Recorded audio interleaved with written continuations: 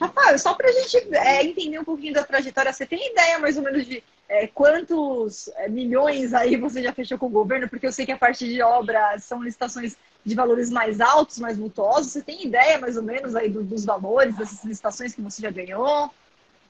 Tenho sim, professora. Eu já fechei mais de 25 milhões em obra. Boa noite, pessoal. Seja muito bem-vindo. Bem-vindo todo mundo que está chegando aí. Mais uma mentoria, um analista master de licitações. Tá aí o Olá, Rafael. professora. Tudo bom? Boa Olá. tarde. Boa tarde, Rafael. Tudo bem com você? Tudo bem? Tudo jóia? Tá me ouvindo bem aí? Meu áudio tá bom para você? Tô ouvindo. A senhora tá me ouvindo bem? Tô te ouvindo perfeitamente, Rafael. Que bom. Rafael, Eu primeiramente... tinha... Oi? Desculpa, pode falar. Não, não, imagina, pode falar, pode falar. Não, é que eu tinha visto um suporte aqui para colocar, mas aí a minha tela vai ficar deitada, então ele vai ficar mexendo um pouco que eu vou estar segurando ela, tá? Tá tranquilo. Eu vi que você chegou ao contrário aí, mas já, já virou aí É, certinho. Tá ótimo, tudo Rafael. bem.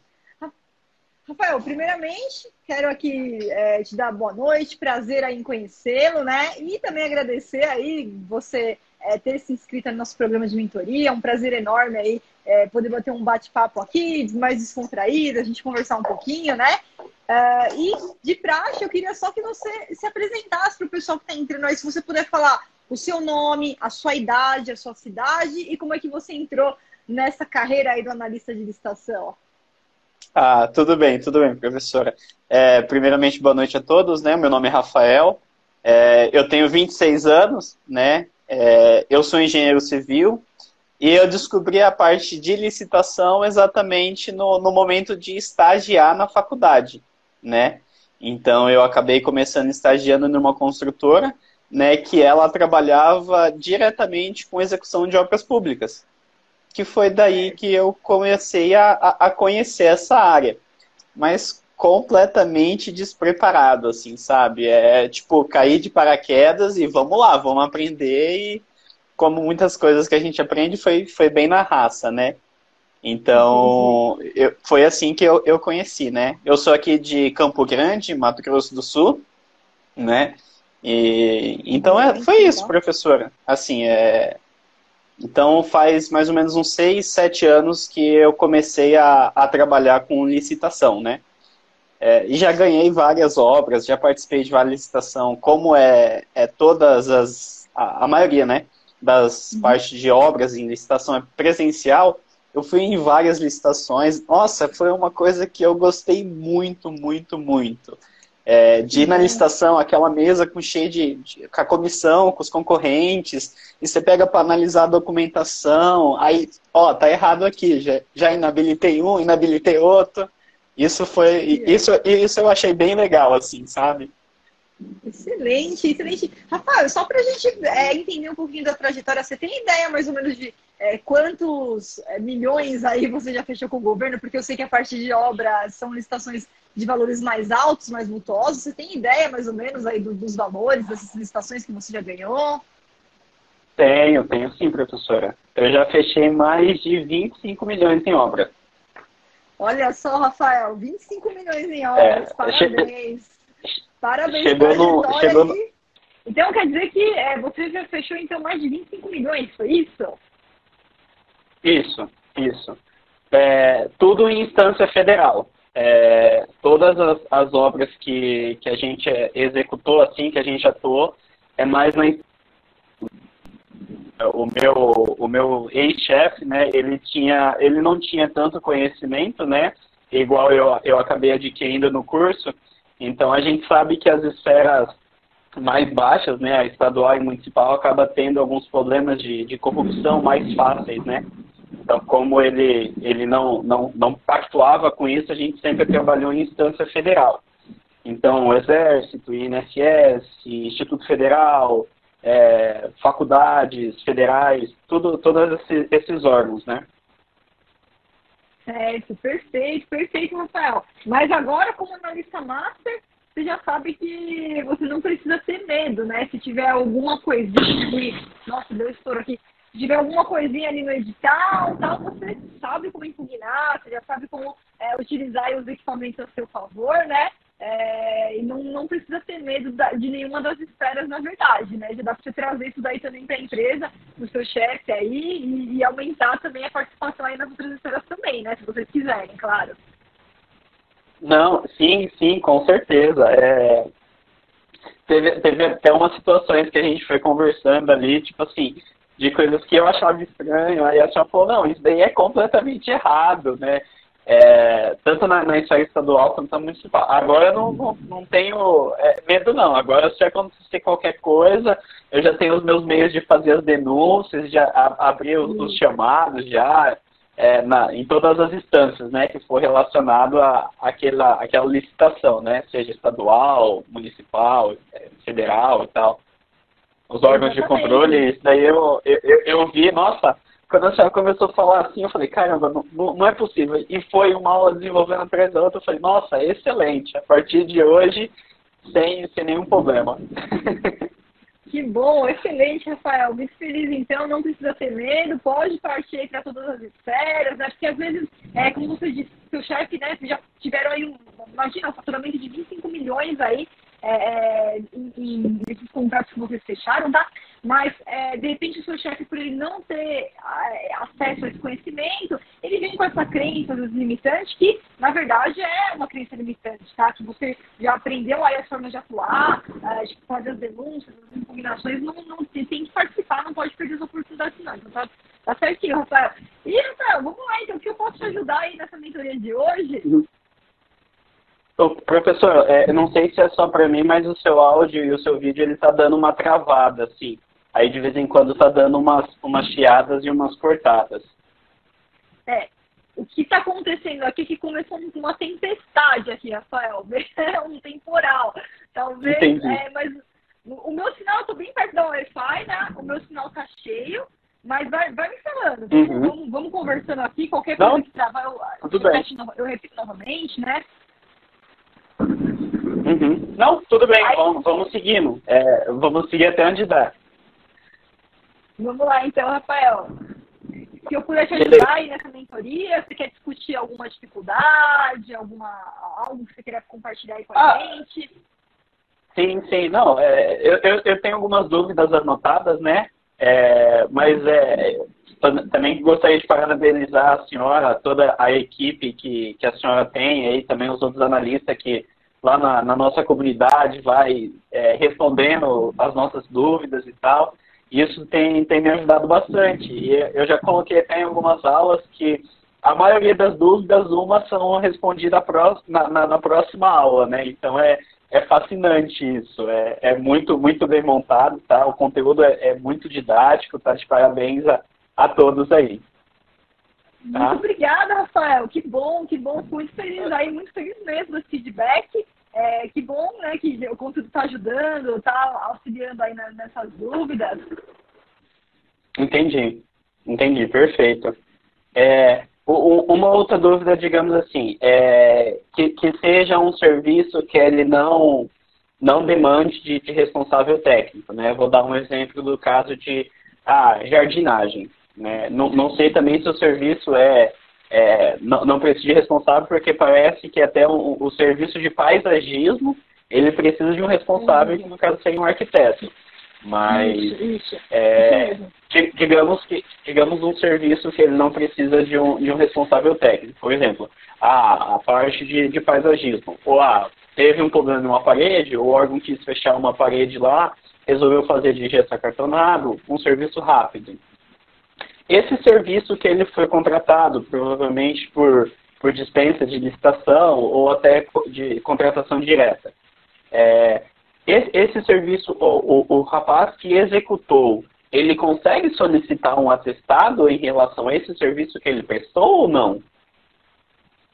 Isso. Olha, se não for uma atividade privativa, que nem você está falando, um outro tipo de serviço que não seja uma atividade privativa aí do engenheiro, do arquiteto, tá? Porque se for do engenheiro e do arquiteto, ele vai conseguir o atestado que é registrado.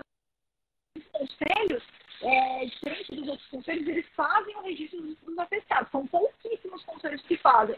Mas o CREA e o CAL é é um dos poucos conselhos que registram cada serviço que ele vai fazer no histórico do profissional, tá? Fora isso, o outro serviço, vamos supor o meu serviço é um serviço que eu vou lá dar um treinamento de licitação, né? Não é um serviço exclusivo do advogado, não é exclusivo do advogado, por isso que não precisaria, apesar de ter a OAB, não precisaria, não é um serviço jurídico, né? Mas quando eu vou lá e faço um serviço, sou contratada por inelegibilidade de licitação, fiz meu serviço, terminei, eu peço o atestado na hora. E ele vai me dando esses atestados, eu tenho uma pastinha com todos os serviços, todas as consultorias, todas as assessorias que eu ministrei, que eu concedi, eu tenho uma pasta onde eu comprovo isso daí. Então, assim que eu termino um serviço, eu já peço atestado e já vou guardando esses atestados. E todo mundo deve fazer isso. Então, mesmo que não tenha nada a ver com nenhum profissional, vou fazer aqui algo que não tem nenhum conselho fiscalizando nada, é um outro tipo de serviço aberto aí, terminou, pede o atestado, o órgão emite o atestado, entrega para você e você vai montando uma pastinha desses atestados, desses serviços que você fez. Entendi. Então, o que difere muito é a questão que o CREA e o CAL, eles fazem o registro dos atestados, né? Então, tem que ter toda a comprovação, porque quando eu fiz o primeiro registro de atestado, eu nem sabia como que era. Eu tive que levar o atestado que o órgão emitiu, aí eu tive que entrar com um pedido de baixa de RT, todo um processo ali para eles poderem depois me devolver o atestado registrado com o selinho deles falando que está autenticado, que está reservado, que está no CREA lá gravado, que eu que executei aquilo lá. Então difere muito nesse sentido, né? Isso, Rafael, é exatamente isso. Então, o seu caso, CREA, o CAL do arquiteto, são casos, são as exceções, digamos assim. Por quê? Porque esses conselhos, né, o conselho dos engenheiros, o conselho dos arquitetos, eles acompanham cada serviço feito pelo profissional. Você tem um histórico aí de tudo que você fez, tem todo o seu histórico no seu conselho. Então, eles acompanham cada serviço, você é obrigado a fazer esse acompanhamento, por isso que tem que emitir esses documentos, tem que levar no conselho, dão baixa lá e te dão esse... É como se fosse um registro mesmo dos atestados, e só assim que esse atestado ele tem validade. Por quê? Porque como o seu conselho ele faz exatamente isso, toda licitação, quando for te pedir atestado, né, relativo aí a serviço de engenharia, a obras, ele vai exigir o atestado registrado no seu conselho, que no caso é o CREA. Um outro exemplo aqui que eu posso dar também, Rafael, é o conselho dos nutricionistas. É uma outra exceção. O conselho dos nutricionistas, ele tem lá uma regulamentação própria que faz a mesma coisa, ele acompanha cada um dos trabalhos que o nutricionista faz. Então, também é uma exceção onde o profissional, o nutricionista, ele tem que pegar esse atestado e tem que registrar no conselho dele. Agora, claro, Flávio advogado, vamos supor que eu faço um serviço jurídico, tá? Se eu tentar ir lá na OAB registrar, eles não vão registrar nada. Uma vez, né, eu fui participar com um cliente de uma licitação para serviços jurídicos, isso aqui era uma outra história, não era nada comigo, né? E no edital eles copiaram a Lei 866. Porque se você pegar a Lei 866, ela vem escrita exatamente assim, olha, atestados registrados no conselho, tal. Eles copiaram e colaram no edital. Só que era um edital para um serviço onde o conselho, que é a OAB, não registra atestado nenhum. Então, o que eu fiz? Eu entrei em contato com a OAB aqui da minha cidade, falei, viu, eu estou aqui com essa licitação, isso daqui, você pode mandar um e-mail que seja informando que a OAB não faz registros de atestado? Claro. Me mandaram um e-mail, imprimi um e-mail, usei tempo de não edital. Gente, é humanamente impossível isso que vocês estão pedindo. Só se pede atestado registrado quando o conselho faz o registro dos atestados. Então, no seu caso, Rafael, não tem jeito. Como você é engenheiro, como você vai para a área da engenharia, para a área de serviço de engenharia, de obras, então os seus atestados eles são todos registrados. Entendi. É bem assim mesmo.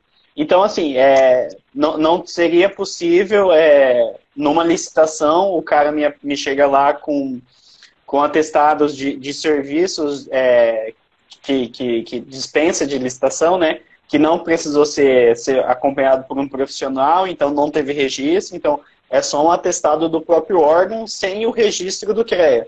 Então, esse praticamente seria um atestado desqualificado, né?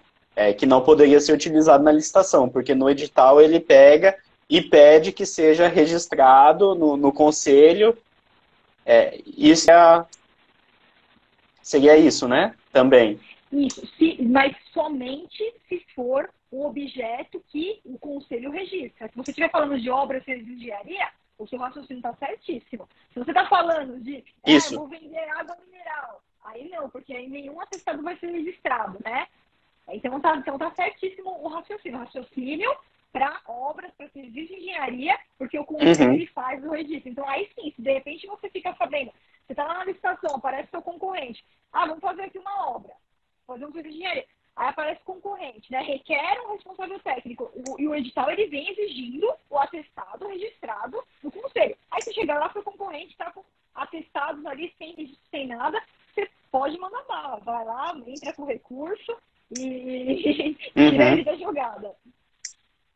Eu já inabilitei concorrentes que, quando você vai participar, você tem que apresentar o CAT, né, que é o certificado de autenticidade técnica do atestado. Aí você tem que apresentar o atestado, que é a relação de itens quantitativos que você executou, e mais um item. E aí ele chegou lá com o atestado, só o atestado registrado sem o CAT. Aí na hora eu já falei, olha, tá em conformidade com o item tal, CAT, então não é legal. Em uma outra vez aconteceu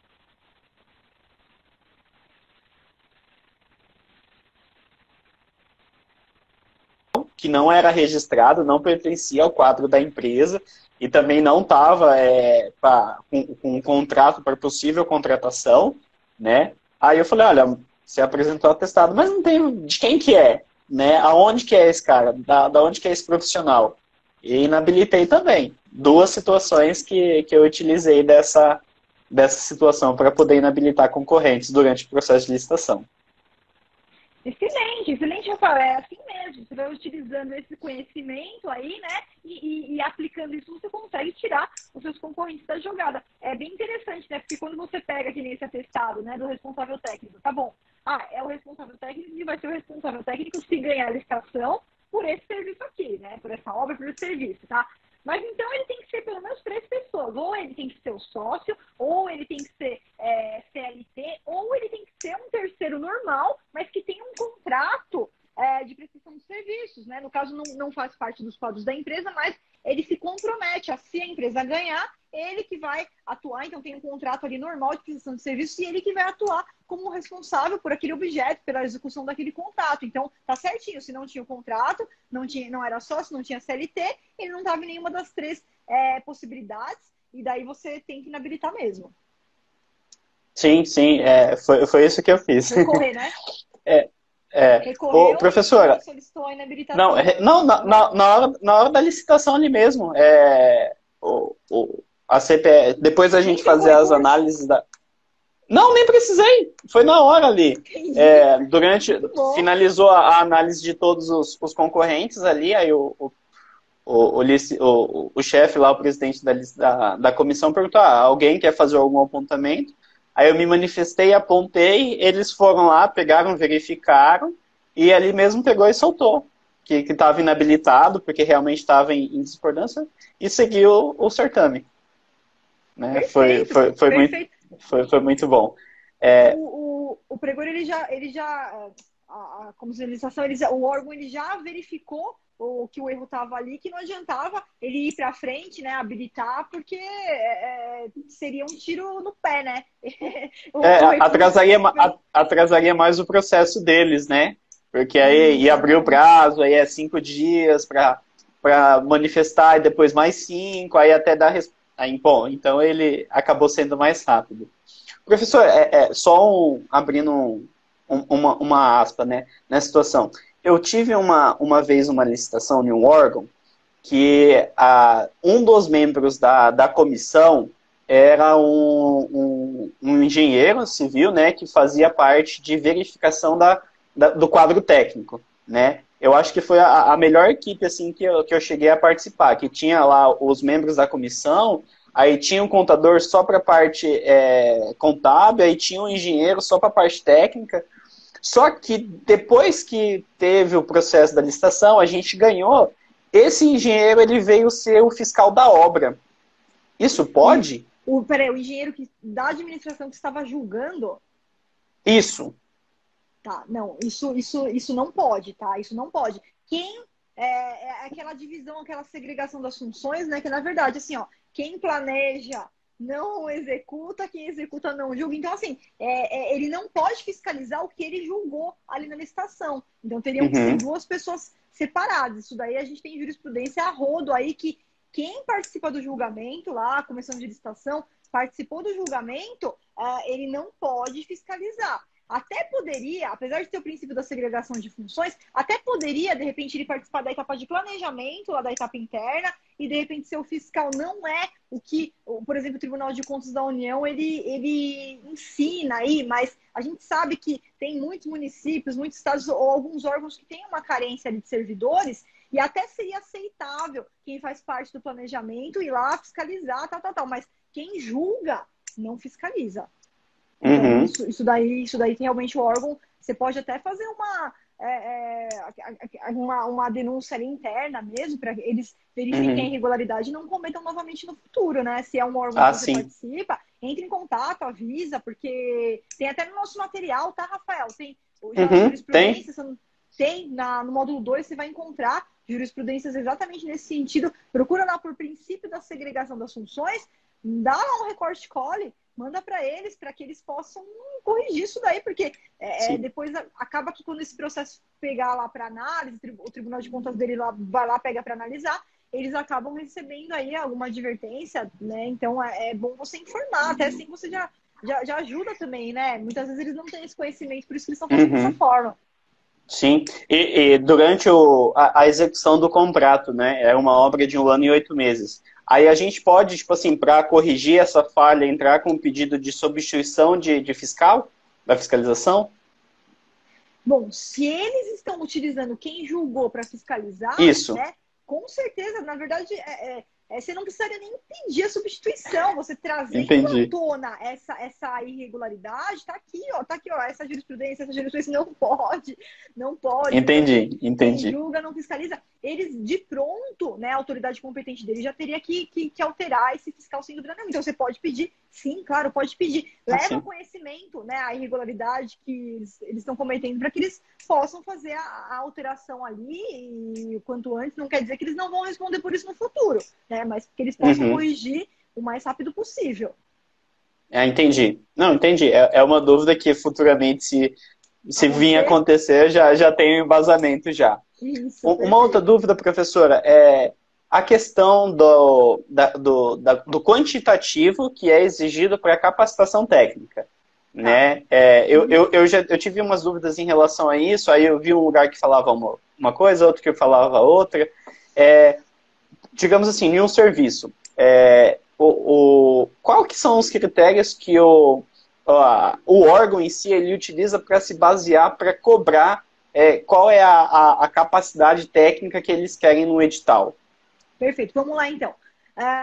Regra, eu vou primeiro para a regra e depois para a exceção, Rafael, para ficar mais fácil de entender, tá? Certo. Regra geral, essa regra ela nasceu, na verdade, se você pegar já há muito tempo, o Tribunal de Contas da União ele já vem com muitas jurisprudências com o seguinte entendimento: olha, quando a lei, né, a Lei 866, ela determina que você solicita atestados de objetos similares, né? Similar, né, parecido ali, não é idêntico. Então, por exemplo, quando você vai fazer um serviço, vou fazer um serviço, tá?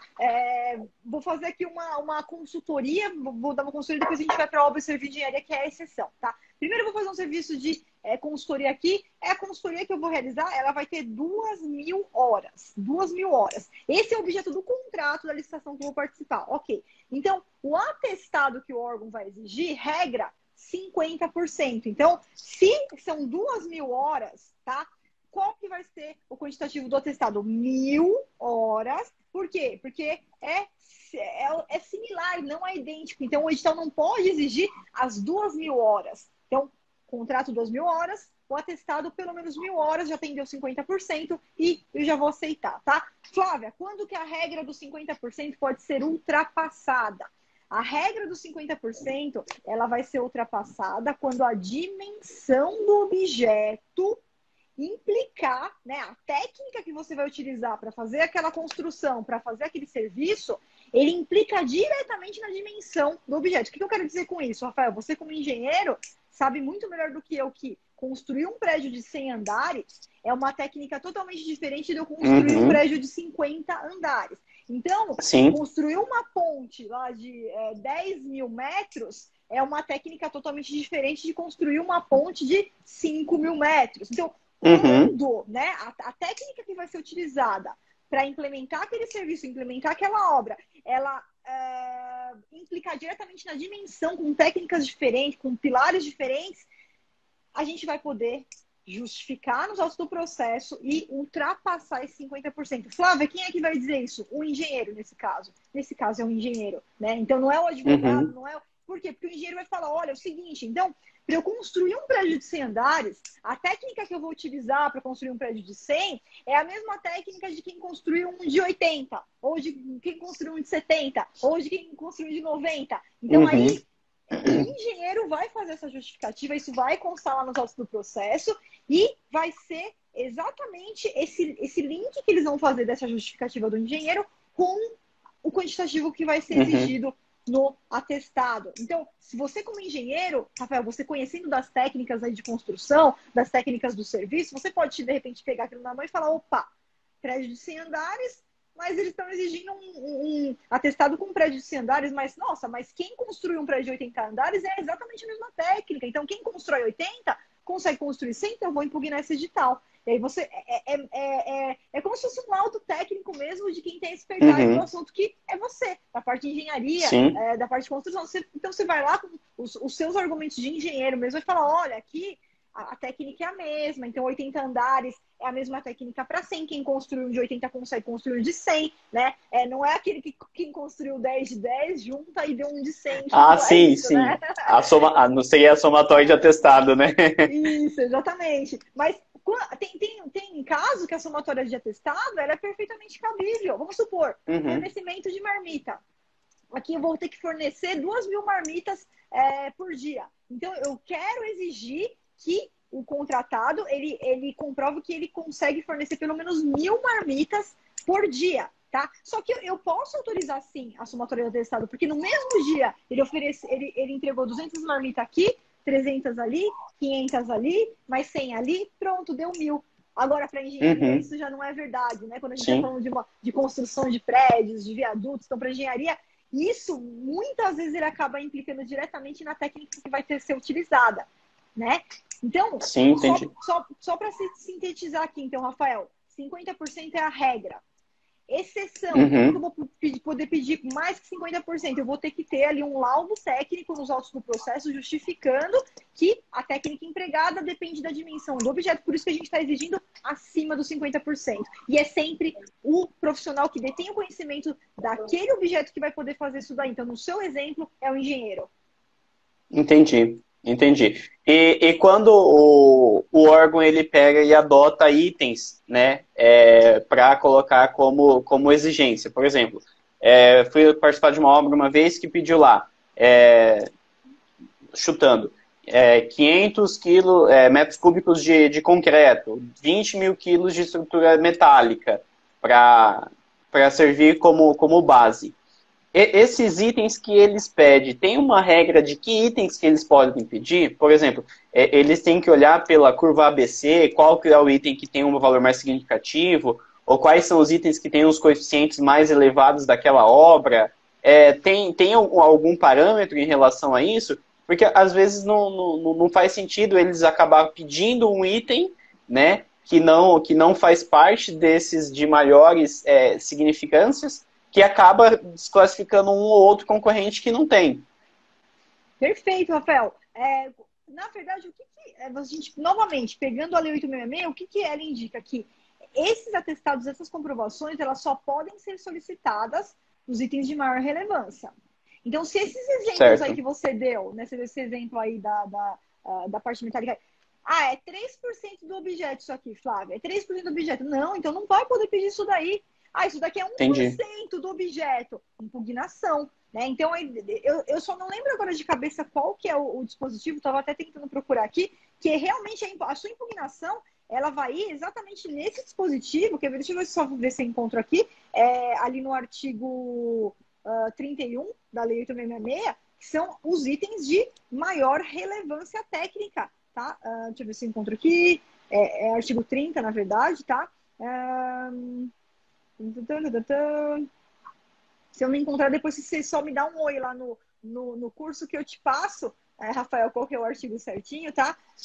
Tá. Vamos ver aqui se eu acho rapidamente. Aqui, achei, tá? É o parágrafo 1º, artigo 30, parágrafo 1º, inciso 1.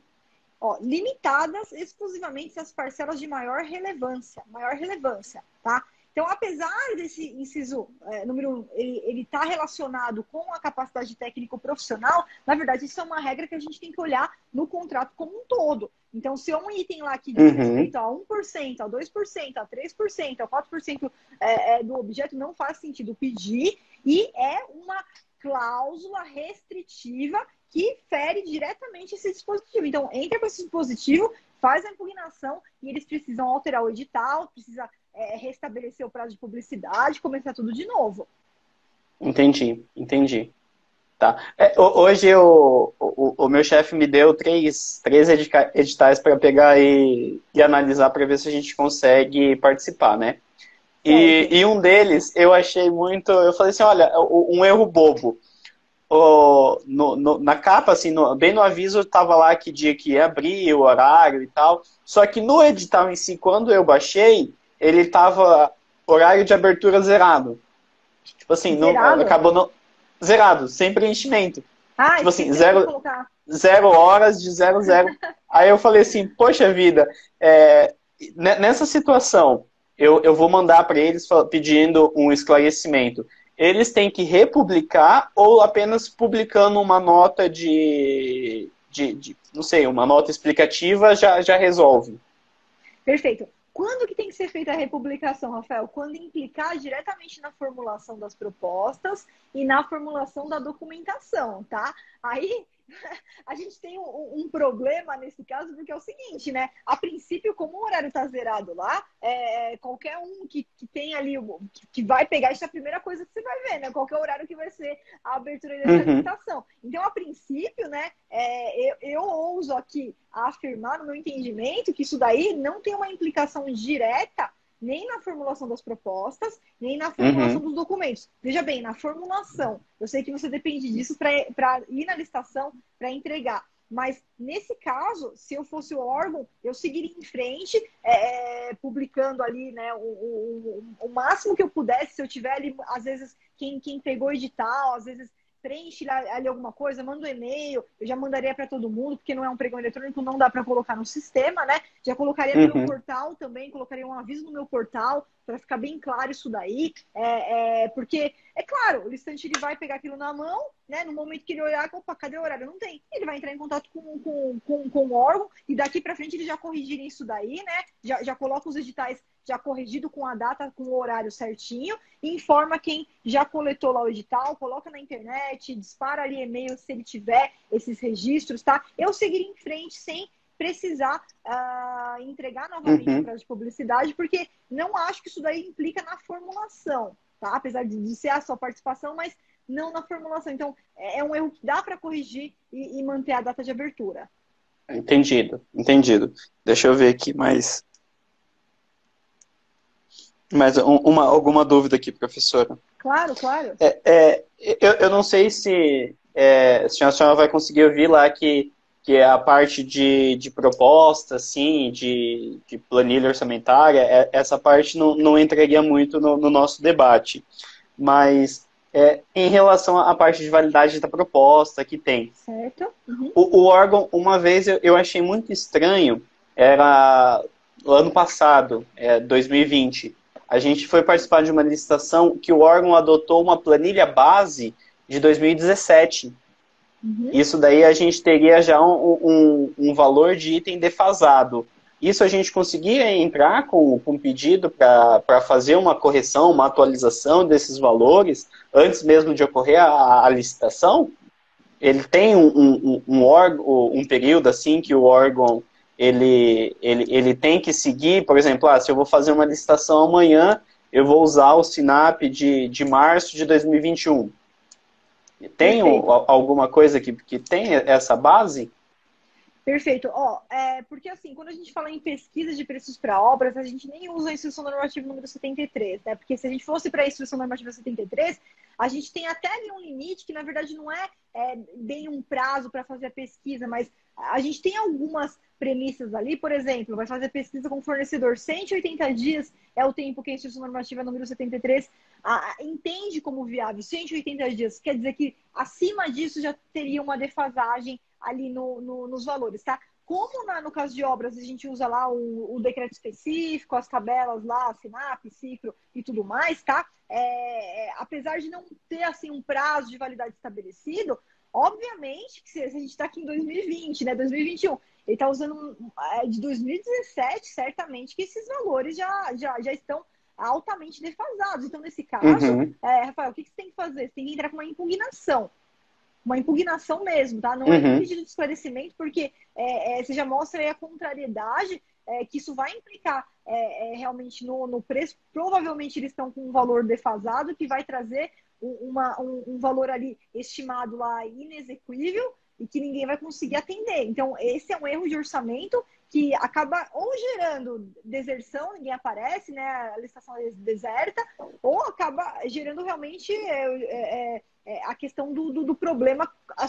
De repente, quem não lê direito edital, manda lá o valor, aparece no dia da licitação e não vai conseguir chegar no valor estimativo lá, no valor orçado do órgão contratante. Então, sem dúvida nenhuma, uhum. esse é um caso de impugnação, tá?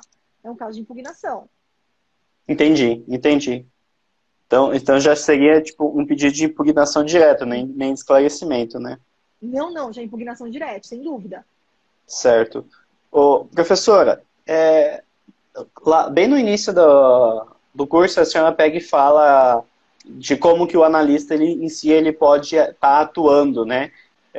Hoje a minha situação eu sou funcionário de uma empresa, só que eu já estou abrindo a minha empresa para começar a trabalhar com licitação também, né? Ah, legal. Eu vou Muito bom. trabalhar de forma pequena, né? Pegando apenas dispensas e inexigibilidade de licitação, né? E só que Certo. eu também gostaria de atuar um pouco como essa parte da consultoria em si. Só que eu Uhum. tive uma dificuldade quando eu fui abrir, quando eu entrei em contato com a parte da contabilidade, que Tá. até, se eu não me engano, foi para mim, tipo, falar que esse serviço de consultoria que eu vou prestar, né? Eu posso, tipo assim, emitir uma nota fiscal por esse serviço ou não? Como que seria? Perfeito, então. Não, com certeza, Rafael, é assim. Você tem duas formas de você atuar como um analista consultor, né? Por que eu estou te falando isso? Porque, a princípio, você prestar serviços de consultoria, você pode prestar um serviço de consultoria como pessoa física emitindo recibo. Sendo na sua prefeitura, você pode entrar em contato com a prefeitura mesmo, você tira lá um recibo de RPA, a gente chama de RPA, né? Recibo de autônomo mesmo, tá? E aí, Uhum, para você, fecha um contrato com o seu cliente e você é contratado como autônomo, como o Rafael autônomo mesmo, sem CNPJ, sem pessoa jurídica. O que vai acontecer? Com o passar do tempo, pode ser que você sinta a necessidade de falar, não, Flávio, eu quero assim me apresentar como empresa, eu quero ter um CNPJ. Ou às vezes, eu comecei a pegar empresas, clientes, que são empresas grandes e que o financeiro deles exige nota fiscal. Tá? Então, às uhum, vezes, algum cliente seu começa a chegar para você e falar, não, eu quero te contratar, mas eu quero que você abra uma pessoa jurídica para que eu possa trabalhar com a contratação de pessoa jurídica para pessoa jurídica, com a emissão de nota fiscal. Então, quando isso acontecer, aí você vai sentir que já chegou a hora de você ir lá e abrir o seu CNPJ. Aí, qual que é a questão? Você não vai poder abrir um MEI, porque o MEI não presta consultoria, então você vai ter que uhum, começar a abrir a partir de uma microempresa. E sim, com uma microempresa aberta aí, até você chegar no seu limite de faturamento, se precisar passar para uma EPP sem problema nenhum, você abriu a empresa, tem o CNPJ, você vai poder fazer a emissão das suas notas fiscais. Porque aí ele está contratando não o Rafael autônomo, ele está contratando a sua pessoa jurídica com a emissão de nota. Sim, só que eu até tentei colocar, numa das aulas a senhora pega e até indica um KNAI, né, que serviria para essa parte de consultoria. Só que eu tentei inserir esse KNAI nessa empresa que eu estou abrindo, só que aí o pessoal da contabilidade me falou que eu não poderia fazer isso, né? Por quê? Porque eu teria que fazer o registro no conselho de administração, teria que ter um administrador registrado para ser responsável técnico da minha empresa. Então, tudo isso eu precisaria para mim poder vincular aquela atividade no meu quadro de atividades. Então, para mim, Oi. Não fui eu que indiquei KNAI, não. Talvez foi algum outro analista que respondeu para você. Por quê? Por que eu não faço a indicação de KNAI? Porque realmente esse é um papel, Rafael, que o contador ele vai ter que te ajudar, mas só para você ter uma ideia, tá? Eu até já fiz uma consulta com uma amiga minha que é contadora, que trabalha com a parte de consultoria também em licitações, tá? E, inclusive, existe um KNAI que ela até me mandou. Depois, se você puder, me chamar lá na plataforma do curso, tá? Me manda uma mensagem em qualquer uma das aulas lá, que eu vou te mandar qual que é o KNAI que ela me passou, tá? Onde você não precisaria ali de ter, de repente, ali um responsável técnico. Então, tem as saídas, mas por que eu não indico o KNAI? Porque é uma atividade do contador que eu não tenho esse know-how para conseguir passar todo esse passo a passo, que é um passo a passo de abertura de empresa mesmo, tá? Mas, como eu já conversei com o contador, inclusive, se você precisar da indicação dela, talvez, para te ajudar nesse passo a passo inicial aí para a abertura da sua empresa, eu te passo o contato dela também, tá? Que talvez o seu contador talvez não tenha, de repente, habilidade com esse tipo de serviço, mas ela tem. E aí ela vai poder te ajudar de uma forma mais certeira no momento que você decidir, abrir realmente essa sua pessoa jurídica, tá? Que, como eu disse, não há obrigação de você fazer isso agora no começo. Isso vai partir muito mais de repente, um sonho que você tem, ou de você começar a ter clientes, grandes empresas que, de repente, cheguem para você e falam, não, Rafael, eu quero contratar seu serviço, mas eu preciso que você abra uma pessoa jurídica porque meu financeiro, meu financeiro, ele não quer que eu contrate um autônomo. Então, quem que pode vir geralmente com essas exigências? Geralmente só quando é uma empresa realmente muito grande, que tem políticas internas na empresa, regras para contratações de consultorias, né, de tudo mais, tá? E aí eles vão precisar dessa nota fiscal mesmo, não vão, de repente, admitir um recibo, mas são alguns casos, tá, Rafael? Por isso que eu falo assim, se você puder, eu não sei se você já deu esse passo, mas se você puder começar a atuar como autônomo nesse primeiro momento, talvez seja melhor para você já ir sentindo, já ir pegando seus clientes antes de você ter gastos aí com abertura de empresa. Sim. Desculpa, professor, eu acho que eu cometi um equívoco. Então foi alguém que comentou lá do KNAI, eu acabei confundindo com a senhora ter comentado. Desculpa, não, tá, em relação a isso. Mas assim, eu tenho lembrança disso daí, que até eu sei que foi um aluno, eu lembro direitinho, que ele até respondeu, ele falou, olha, tenta colocar esse KNAI aqui que pra mim deu certo, né? Eu acredito que tenha sido um outro aluno que falou, mas é excelente que você lembrou disso daí, Rafael, porque eu vou até te mandar esse contato que eu tive com a contadora, eu vou te mandar aí o feedback que ela me passou, já te encaminho aqui no finalzinho da live, ótimo, aqui em box, muito bom. Sim, perfeito. Sim, por favor. Então, como autônomo ainda nessa parte de licitação assim, eu só atuei na parte de elaboração de proposta, né? Alguns licitantes, né, me procuraram porque na parte da engenharia você tem que apresentar uma planilha de composição de custo, né? E muitos têm, digamos assim, uma certa dificuldade para elaborar essa planilha. Como eu aprendi na raça, eu aprendi a montar ela muito, muito bem montada. Então eu já prestei já uns 3, 4 serviços nessa parte assim para engenharia, né? Perfeito. Mas a licitação ainda não saiu assim para o autônomo, ainda continuo prestando esse serviço só para a empresa que eu sou contratado, né? Mas logo aí eu vou dar uma deslanchada e mudar esse rol de contatos que eu tenho. Não, com certeza, com certeza. E assim, eu realmente recomendo que você comece dessa forma, porque até você, de repente, montar ali a sua carteira de clientes e tudo mais, e aí se depois você fala, não, agora eu já quero me apresentar como CNPJ, quero me apresentar como pessoa jurídica, né? De repente tem algum cliente meu que é um cliente maior, uma grande empresa que exigiu uma nota fiscal, aí tudo bem, aí você dá esse segundo passo, mas eu acho que você pode esperar nesse primeiro momento e começar primeiro dessa forma mesmo.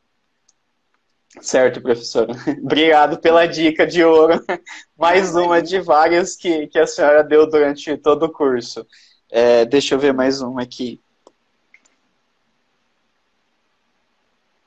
Não, eu acho que assim, de todas as minhas dúvidas, professora, a senhora já conseguiu sanar todas, tá? Que bom, Do Rafael. que eu tinha anotado aqui, durante as aulas também ali, né? Volto a ressaltar, é muito bom, tá? O seu método, aquela comunidade que a gente tem ali, que a gente se ajuda um outro todo dia ali, é excelente. Eu estou quase finalizando a primeira vez o curso, né? Eu vou voltar a fazer mais algumas vezes, né? Porque essa primeira eu fiz mais para a parte da engenharia. Mas eu vi ali que, nossa, disputa aberto e fechado. Eu falei, meu Deus, eu nunca participei disso, né? Porque e uma dúvida, a parte da engenharia, a parte de obra em si, não tem nada eletrônico ainda, né? É Não, tudo presencial. Ou isso. já tem já. Isso, o que que aconteceu, né? Na pandemia aí, eles desenvolveram, a gente já tem o RDC, né? E eles desenvolveram aí no período da pandemia, até 31 de dezembro, eles acabaram fazendo o RDC eletrônico para obra também por conta do isolamento social, tá? Mas hoje, né, a gente não faz pregão para obra, não pode fazer pregão para obra, por isso que aqueles modos de disputa que você viu lá aberto, aberto fechado, talvez por isso que você ainda não tenha participado, por ser questão de obra, mas Uhum, assim, Rafael, mesmo a sua expertise sendo na parte aí de engenharia, tá? Uma vez que você aprendeu isso daí, uma vez que você está lá no método, uma vez que você já sabe o passo a passo, você vai poder oferecer seus serviços também para outros segmentos. Então é muito importante que você aprenda também a participar do pregão eletrônico, porque de repente aparecem clientes de outros segmentos para uhum. compras aí, ou para outros serviços comuns ali. Serviço de engenharia comum, ele também é licitado por pregão, então pode aparecer na sua mão um serviço de engenharia comum e que você vai fazê-lo ali por pregão. Então, hoje ainda só a parte de obra mesmo, que a gente tem a restrição que não pode ser feita pelo pregão eletrônico ali, não pode ser feito, tá? Só a Uhum. parte de obra. Mas serviço de engenharia comum você vai ver sim por pregão eletrônico, e você pode aderir também nas suas consultorias a seus clientes. Uhum. Essa parte do pregão eletrônico para serviços comuns, tem alguma parte que fala o que seria um serviço comum assim de engenharia? Tem Isso. alguma coisa para a gente saber? Porque assim, eu imagino que alguns órgãos, eles, por conta de tudo isso, eles querem facilitar o processo deles, né? Aí às vezes acaba publicando um pregão eletrônico para serviço comum que acaba não se classificando como um serviço comum de engenharia. Tem Uhum. alguma coisa assim que fala o que realmente é ou não é? O que se Sim, enquadraria no caso?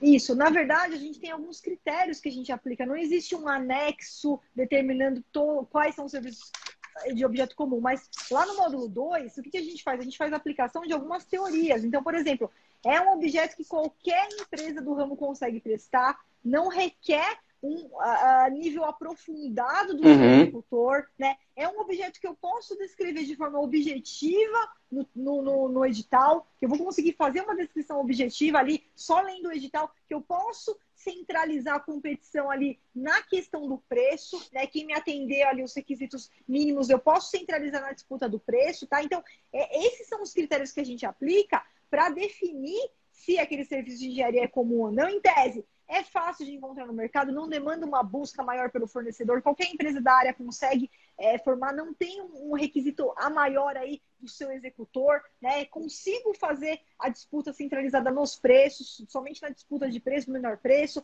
Agora, depois de tudo isso, ainda o gestor continuou com dúvida se o objeto é comum ou não, ele tem que ir para o engenheiro. Não tem jeito, é o engenheiro que vai entendi. avaliar se é o caso de um objeto comum ou não. E ainda na dúvida, Rafael, eu uso o mesmo critério que eu te falei no início aqui da nossa live, tá? Consulta, Uhum. muitas vezes consulta pro órgão de controle. Quem faz isso é o servidor, não é você. O servidor, a autoridade competente dele assina uma consulta, ele manda para o Tribunal de Contas dele para saber como que o Tribunal de Contas dele avalia aquele quesito, e também para o conselho. O conselho também vai poder ajudar nesse sentido, tá? O conselho competente, o CREA, o CAU, ele também pode ajudar a desenvolver o raciocínio para chegar na canetada final se é um objeto comum ou não é um objeto comum. Entendi.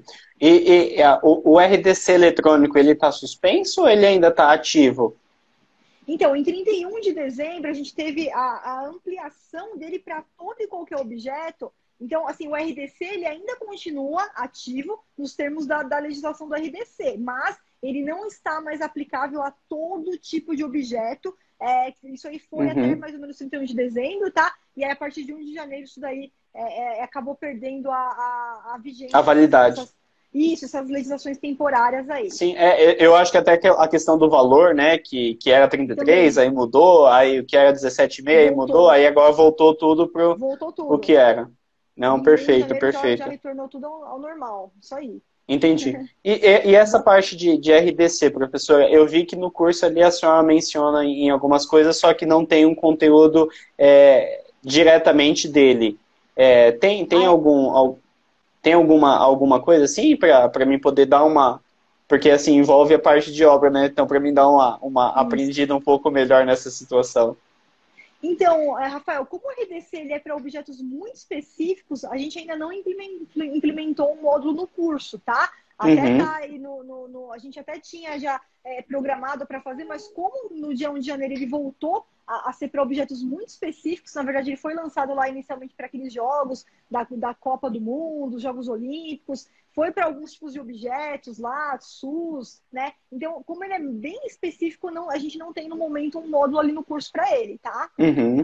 Entendi. Mas pode entrar aí num projeto futuro, aí a gente está com algumas demandas aí um pouquinho na frente, que a gente está trabalhando na parte de contratos, de trazer aí alguma coisa para vocês no sentido de contratos administrativos, mas a gente pode também colocar aí nos projetos futuros também implementar alguma coisa a esse respeito. Legal, Tá professora. Rafael, eu só tô com medo aqui, ó, que daqui a pouquinho vai cair até, já são já? 34, já. Eu tô começando a finalizar, que daqui a pouquinho a gente é capaz de derrubar aqui, tá? Até já passou aqui. Tá bom, nossa, aí. passou muito rápido.